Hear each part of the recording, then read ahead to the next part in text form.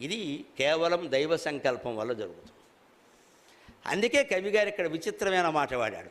ఈ స్ఫురణ అవకాశం భీముడికి రావడానికి, దుర్యోధనుడికి పైకి ఎగరాలనే ఆలోచన రావడానికి కారణం ఏమిటో తిక్కన గారు చాలా చమత్కారంగా శబ్దంలో చెప్పాడు.